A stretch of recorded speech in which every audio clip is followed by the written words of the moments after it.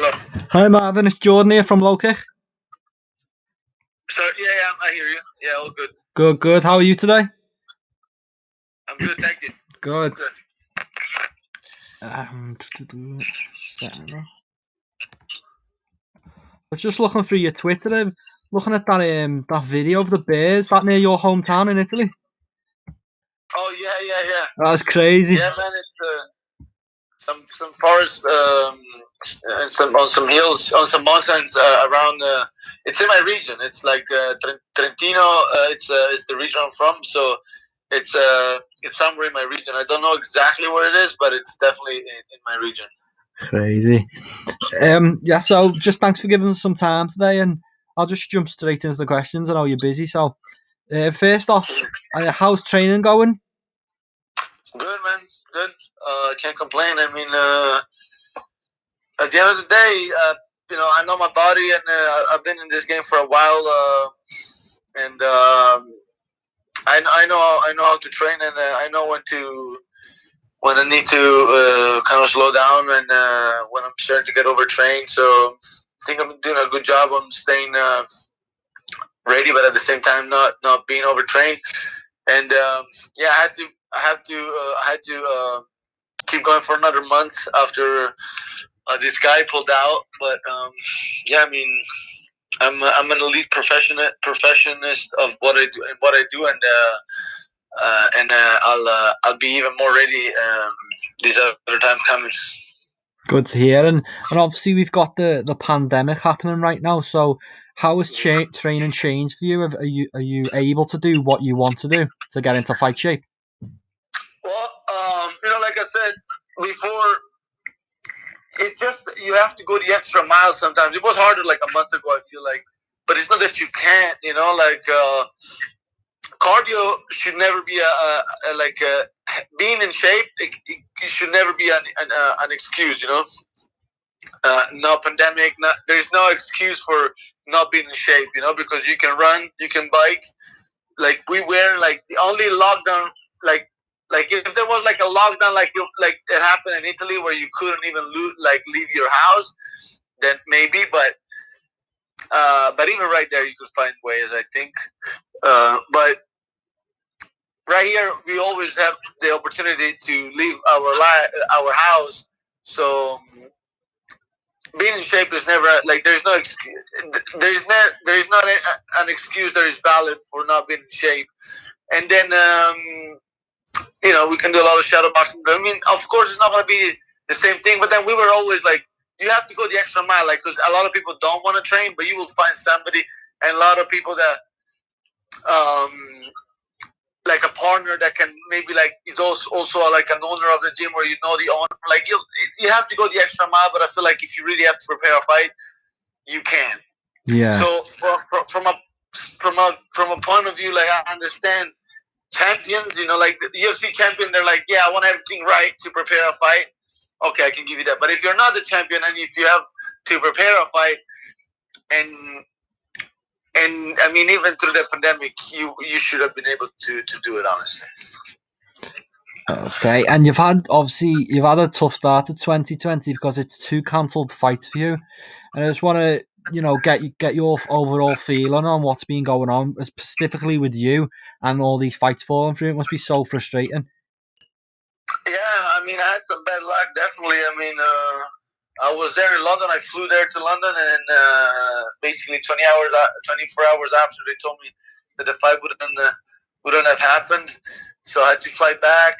Then that was we were in right in the middle of where like America were starting to kind of like being aware of this pandemic and being more starting to close down stuff.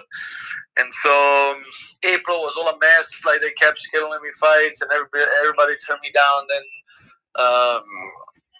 I was able to. I actually signed a contract with the same guy on the 25th of April. Then that fell through. Then they rescheduled me on May 13th. Actually, first 16th, and they asked me 3 days before. I said, yeah, no problem.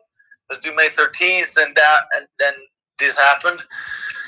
I had some bad luck, and but at the end of the day, You know, like I said, I'm gonna live.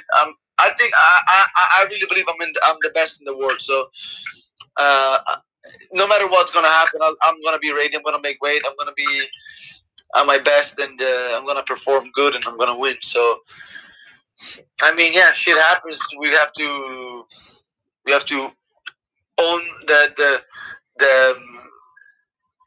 whatever happens, even if it's not your fault, it did happen. So you can either just complain and be sorry for it, or you can just suck it up and just make sure you're gonna be ready for when you have the occasion to, and that's what I'm doing. Definitely sucks, man. It definitely sucks, especially when like circumstances are not in that like what are stopping you. It's what is stopping me is they are circumstances that are not on my power, that are not on my control. So that's definitely frustrating. But you know, shit happens, man. Yeah, we have to suck it up and make sure that throughout every adversity we still come out on top. And just in relation to UFC London, Darren Stewart, he went on and he fought on Cage Warriors. Was that ever an option for you? Was that something that came your way? Well, if I knew that, then they would have moved us to Cage Warrior. Yeah, because he went and fought on Cage Warriors, Yeah. didn't he? And I was just wondering if they offered you a fight on Cage Warriors too. No, no. No. It all happened in a way where it all happened in a way like the way that it happened is it's crazy. It's almost like it wasn't supposed to happen in a sense, because the moment they told me to go, everybody freaked out and like, no, you gotta fly back, because otherwise you're not gonna be able to fly back. Ah. And I was like, wait, chill. And then when they told me there was never a chance about still moving the fights to the Cage Warrior, they're like, no, if they're because that never happened. So you can never go, like, you could have never thought that they would have done something like that. So what happened right there was that everybody was freaking out and they're like, we have to go back, because otherwise we can't go back. And I'm like, well, chill a moment. What about the fight? And they're like, no, the fight, like, the whole event is crashed. If anything, they're gonna try to move it to America, back to US. So, and I knew a big part of it was to move the main event over there. So I'm like, but is Leon Edwards they're moving Leon Edwards too? And they're like, yeah, they are. He should be on a plane right now. And it wasn't. He wasn't, definitely, but they told me he was, and I'm like, oh, but what about there? And like, they're actually flying him there too, and they told me yes, but it wasn't true also. But so what they told me is like, what I knew is that the fight in London wouldn't have happened, and then that eventually they would have moved it to US. So I was like, if anything, I have to go back, because if there's any chance that I can fight, is for me to go back to US. Yeah. If I'm staying here, there's no way. Then I go back, and then that came out after. That came out like 2 days after, when I was raiding US, and I saw that they're moving these two fights to Cage Warrior with two guys that they were already in Europe. And so Fabisky went on and fought Stewart. And so, but I never knew when I was there, and that was never an option, because if it would have been, I would have 99% do it for sure. Yeah, it's so crazy. It's just so frustrating that you were in London and then you went home before they actually sorted something. Just so in terms of both of these events, in terms of pay, have the UFC paid you? Because obviously it's not your fault that these fights have fell through. So you being all sorted out money wise. Yeah, for the London fight, I didn't have to make. I wasn't like, I didn't go all the way to make weight, so they gave me something. Not the full show money, but they gave me something. And then for this one, they gave me the show money, since basically the guy pulled out the day off. And in terms of that fight, did they ever manage to get close to finding you a replacement opponent for Robertson? Sorry? Did they get close to finding you a replacement opponent once he fell out, or was it just the fight's off? No, almost never. There was this Neil Magny talk for a second, but they were all throwing smoke, but nobody was like really serious about it, man. Like, it's been hard for me to find a fight, honestly. Like, it's been really hard. Like, a lot of people turn me down. Like 5, 6 people turn me down, and And so yeah, I mean, there was a few people that they tried to. They were just talking honestly. They were nobody was ever serious honestly, because yeah, it was honestly it was just old cheap call out just for like some recognition through the media, but it was all bullshit honestly, because everybody called me out without really any real without accepting like the like without accepting that how would you say like the and like without really having all kind of rules, like all kind of like uh, the whole thing figured out. Like they were like, for example, somebody had a fight on Saturday, called me out to like and told me, oh, it's fight on Friday, on Wednesday. Mm-hmm. But the UFC is not gonna scratch the fight on Saturday to make mine happen on Wednesday. Another one called me out, and then he's like, yeah, you gotta make weight again on 185 on Friday. I'm like, how the fuck can I make weight at 185? I just weighed in. How the fuck can I make weight again Friday? So they were all like calling me out, but at the same time, not really. They were just like, "Oh yeah, I'm ready," but not really.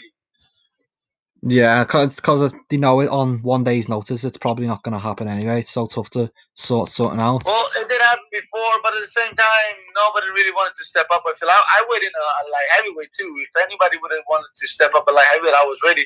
Or if anybody of the 185 fights on the Saturday card would have fell off, I would have been ready to step in.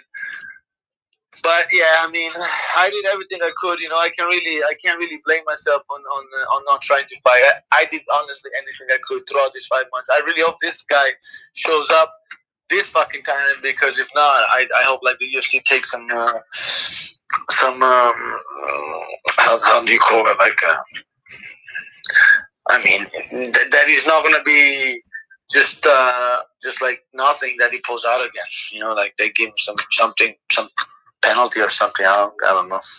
Yeah, so obviously it's just so frustrating to see all this going on, and it's twice this year now. So is that what happened when we seen you getting into it in the hotel? Was you just overcome with emotion? What can you just explain what happened in that situation? Oh, I was fuming because I was pissed. Obviously, the day off, man, the day fucking off. Like I'm like you wait, like you okay? He missed weight, and then you're recharging, and then the day off. I woke up the day off, man. That's something like fuck. I don't even wish to my enemy something like that. Like not even to my worst enemy. Like it's fucked up. Like you wake up, you're ready to rumble, and they fucking tell you that it's off. Like what the fuck? The day fucking off. This guy like that much of a pussy, and I'm like, well, I was obviously mad. Second time, frustrated as hell.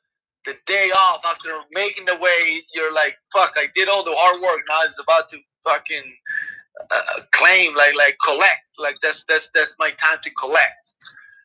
And I'm like, so he pulls out, and I'm like, the whole day I was like, fuck, I want to see this guy. I want to talk to him. I want to see what he has to say. I want to see what's his reason. Because one thing is to read it on the media, one thing is seeing it like eye to eye, eyes to eyes, and see what he has to say to my face. So I'm eating. It's about noon, and I go there, and then people like so my nutritionist goes up to another one of my teammates, Giga Chikadze, that he had to fight on Saturday, so he was cutting weight too. He went up to his room, and on his way to his room, he saw the guy coming out, and going to the elevator. And so he gives me a call because he knew I was looking for him. And he's like, "Oh, listen, Karl Roberson is actually. I just saw Karl Roberson and his team. He's about to go to the elevator. Just if you know, that's what he told me. So I just leave everything I was doing. I was about to eat, and I just stand up and just go next to the elevator. And a minute he comes out, and I just stop, and I'm like, so what happened? What's going on? Because I saw him all fine. He was just walking. I'm like, what happened? So why did you pull out? And his coach started talking, and he's like, he said a couple of weird stuff. He said, he said, because after the restart he fainted, and we called the UFC medical team right away, and they pulled him from the fight because they got like some they checked his liver values and stuff, like his kidney values, and they were all off. Mm-hmm. So they pulled him, and I was like, okay, so you like fainting can mean anything or it can mean nothing. Like if you really want to fight, like after you faint, you just check yourself a little bit and see what the fuck happened, and then you go from there. You don't just call the UFC medical team right away. That's something I definitely wouldn't do it if I'm really in the fight, and I definitely want, and if I really want to fight. And also I was like, man, after a weight cut, hard weight cut, your kidney values, everybody's kidney values, if anybody had a hard weight cut, will be off. Mm-hmm. So I was like, whatever. Well, and then he said something else, like, oh, he kind of like mentioned rhabdo, and I'm like, what the fuck? Like, this guy is saying that he has rhabdo, like, and he's here like walking like nothing. I'm like, this guy is out of his mind. But then they were all down, you know, like they were all like, kind of like, yeah, I mean, we're sorry, this and that. And so I'm like, whatever, you know, like, what else can I say? Like, what the fuck? Like, they're down too. They're mad. Like, they wanted to fight. I'm like, I'm just about to walk away. But just before walking away, I was like, well, you know, you fucked up, right? That's what I said to him. And he said, yeah, I fucked up. So the moment after he said that, I was about to walk away. I was already half turned. And he looks at me like, kind of like in a challenging way, kind of like trying to confront me in a sense. Mm-hmm. And he's like, oh, well, but I heard you, you said I'm scared to fight you. And I'm like, fuck yeah, I mean, like, I believe that for sure. I do believe that. I said, you were a broken man yesterday. You're a broken man today. And then from there, he just put his chest out and like tried to confront me, kind of like. And I'm like, that's where I flipped out. That's where I freaked out. That's where I'm like, fuck this shit. I'm gonna, like, we were supposed to fight in 2 hours, and you fucking pulled out, and now you tried to fight me right here. I'm like, let's fucking fight. I'm all about fighting right now, because I'm like, we were supposed to, and you just pulled out. If anything, I want to make you pay for it, because honestly, there was so much going on. I wanted to really fight, of course, and I mean, through adversity, it's not that, you know, like, whatever. It's not like a lot of shit happened that week too, and I was just like, fuck. I mean, this guy is really fucking with my life. Like, again, like, he thinks like he's really fucking with my life. Like, he's gonna tell me again that he's not gonna fight, and I have to do it all over again. So I just freaked out. I'm like, 5 months of fucking preparation. That's what I was saying in the video. Then the video tells, but that's what happened before the video. It's crazy. And so has all this kind of added extra bit of spice to the fight now? Have you got animosity towards Karl Roberson heading into this one? Yeah, I mean, at the end of the day, man, like, the worst thing I can do to him is to fuck him up in the fight and win the fight. So that's what I will do. And then in terms of the actual fight, like, what's the game plan? What's the prediction? How do you see it playing out? And you've had enough time to think about it. Just beat him until he's unconscious. And do you see any threats from Robertson? Has he got any like particular parts of his game that you're preparing for? He's all right. He's well rounded. Like, he's overall all right. Like, but he doesn't excel in anything. I think, you know. He couldn't deal with opponents that I dominated. Mm-hmm. And fighting is not math, but there is a factor for sure. Yeah. And yeah, I mean, I will just beat him until he's unconscious. And then moving on to like the future and what's next. You're someone who seems to be on the cusp of, you know, doing big things in the UFC. And what's your plans for the rest of 2020 and beyond? I mean, I really hope they give me some big name after this, and we're gonna keep climbing, man. The current champion keep making my name. He's making my name more than any other contender at the moment. I hope the UFC sees that and start to push me, and because I deserve to be pushed. And I mean, I don't want anything that I don't deserve. You know, I don't want anything that I don't think that I earned. but I think I earned it. I after this I will earn the UFC to put some respect on my name, and from there we'll go fight by fight, man. I'm not planning on losing any of my next fights. I'm gonna run through all my opponents and show that I'm a real contender. And when the chance will present itself to fight for the belt, I'll be ready. I'll be 100% ready. So obviously you just mentioned the champ there, Adesanya, and you obviously had a great close fight with him. How realistically, how far do you think you're off from being at title level again? To fight him again? Yeah, to being close to fighting Izzy or whoever's holding the title by the time you get there. Yeah, I mean like 3-4 fights. Like this plus 3 fights, maybe like another 2 fights. Yeah, I mean things can have like you can never make plans on these things. Like you can, and everything can happen so fast, or anything can take so long. So, realistic, I don't even think about this too much, because it's really like they're like kind of like not productive thoughts in a sense.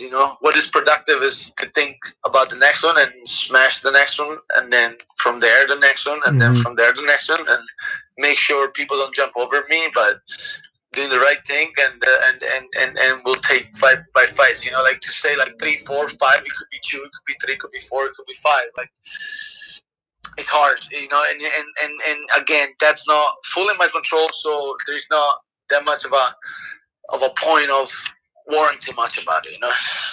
Yeah, and then in terms of the middleweight title picture, obviously Adesanya's the man with the belt right now, but I was reading something today where you thought he lost against Romero. So do you think he can hold on to that belt long enough for you to go and get that rematch? I mean, he's not fighting that much, so I think he can. I think he can. Yes, I think so. Yeah, there's not that many fighters that can be a real threat to his title. I think Costa will lose against this guy. I think so. Like he will lose against me. I think so. Yeah. So I don't know. After that, again, it's really just like frivolous talks. Like there's just conversations. But he will do his things. I'll do my things. I'm sure we're gonna meet, and I'll take fight by fights, and I'll make sure people don't jump over me. But my focus is on winning every single fight in a dominant fashion. And just the last thing before I let you go, when are we going to get to see a UFC event in Italy? You seems like to be the guy to drag them to Italy. Is that something on the table? Oh yeah, absolutely, man. But we have to talk to Dana about it. We have to make it happen. I think it will happen. I hope it happens sooner than later. I haven't heard anything, unfortunately, yet. But yeah, I mean that's definitely one of my goals.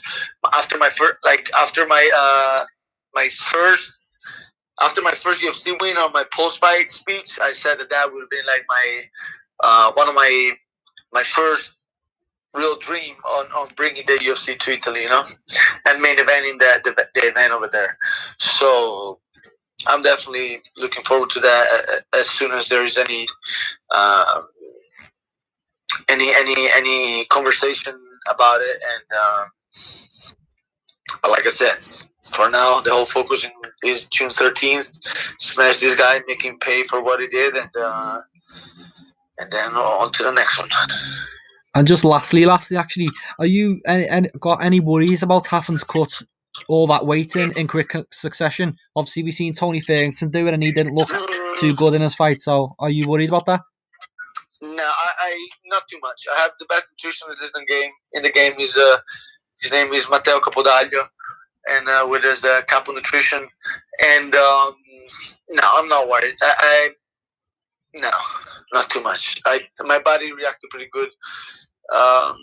Again, the weight is coming up pretty smoothly. I'll be ready. I'll be fine. I'll make weight, and I mean, it is what it is. It's another challenge, and I welcome challenges every day. My whole life has been a challenge, so this is just another one I didn't have. Good. Hopefully everything works out for you. So that's me done. Unless you've got anything to add. Oh no, I'm good, man. Thank you very much. Yeah, thanks for your time and good luck with the rest of camp and your weight cut and the fight. Thank you, man. Okay, speak soon. Thank you. Bye. Okay. Bye bye.